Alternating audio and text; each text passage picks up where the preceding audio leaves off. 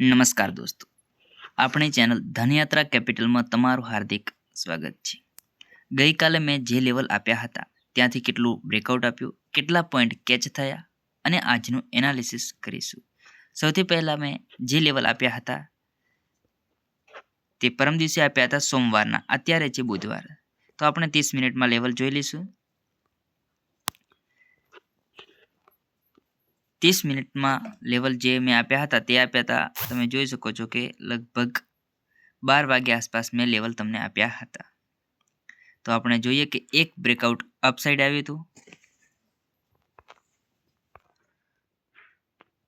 Upside તમે જોઈ શકો છો કે ટાર્ગેટ બરાબર મળ્યું નથી, 19 પોઈન્ટ મળ્યા છે। આપણો એસએલ 20 પોઈન્ટને આપણું ટાર્ગેટ હોય છે, ઓછામાં ઓછું 60 પોઈન્ટનું તો ટાર્ગેટ હોય જ છે। તો આપણને 19 પોઈન્ટ કોઈએ પણ કેચ નહીં કર્યા હોય અને આપણો એસએલ થયો હશે।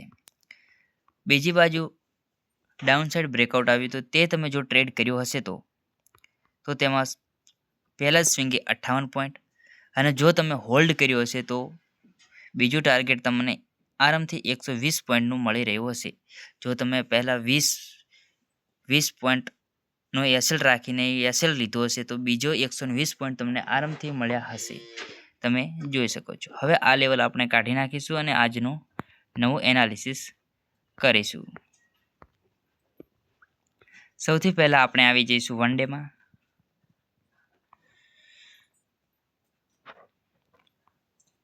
વન ડેમાં આપણે હાઈ અને લો માર્ક કરીશું। હાઈ આપણો આવે છે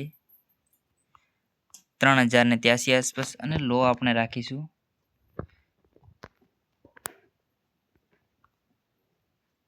આપણો લો રહેશે 2898 આસપાસ।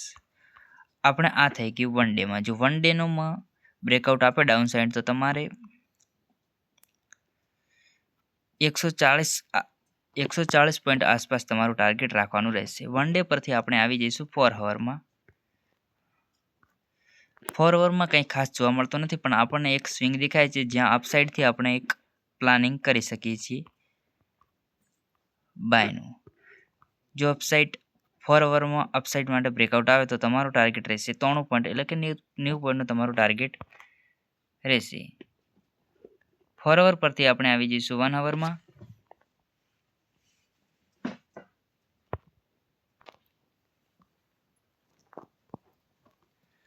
1 અવરમાં કંઈ ખાસ જોવા મળતો નથી। આપણે જોઈએ કે જો ડાઉન સાઇડ બ્રેકઆઉટ આવે તો કેટલા પોઈન્ટ મળી શકે છે, તો કે 13 પોઈન્ટ જ મળે છે, જે આપણને બહુ ઓછા પડે છે।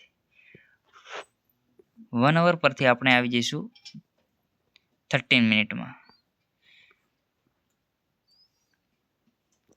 13 મિનિટમાં આપણને અપસાઇડ એક સ્વિંગ મળે છે જ્યાંથી આપણે અપસાઇડ માટે ટ્રેડની પ્લાનિંગ કરી શકીએ છીએ। આપણે જોઈએ કે જો અપસાઇડ બ્રેકઆઉટ આવે તો આપણે આપણું ટાર્ગેટ 45 પોઈન્ટનું આરામથી ઓછામાં ઓછું રહી શકે છે, અને ડાઉન સાઇડ માટે તો 2903નું જ લેવલ છે।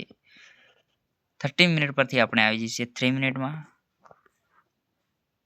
3 મિનિટમાં એક સ્વિંગ મળે છે કે આપણે જોઈએ ત્યાંથી કેટલા પોઈન્ટ ડન થાય છે, તો આપણા 25 પોઈન્ટ કે 26 પોઈન્ટ આપણને મળે છે, તો આપણે આ ટ્રેડ કરીશું નહીં। છતાં પણ કોઈને જો સ્કેલ્પિંગ કરવું અને નાનો ટ્રેડ લેવો હોય તો તમે અહીંયાથી માર્ક કરી શકો છો તમારો 1:1નો રેશિયા પ્રમાણે આરામથી તમને ટાર્ગેટ મળી રહેશે। 2929 ડાઉન સાઇડ માટે લેવાનો છે, 20 પોઈન્ટનો એસએલ રાખવાનો છે અને તમારું ટાર્ગેટ રહેશે 25 પોઈન્ટ। તમને 3 મિનિટમાં મેં ડાઉન સાઇડમાં લેવલ આપી દીધા છે, અને મેં 13 મિનિટમાં તમને અપસાઇડ માટે પણ લેવલ આપી દીધા છે। આ લેવલ તમારે ધ્યાનમાં રાખવા છે। તમારું એસએલ 20 પોઈન્ટનું રાખવાનું છે અને તમારું ટાર્ગેટ ઓછામાં ઓછું 60 પોઈન્ટનું રાખવાનું છે, તો જ તમારો રિસ્ક રિવોર્ડ છે તે જોવા મળશે।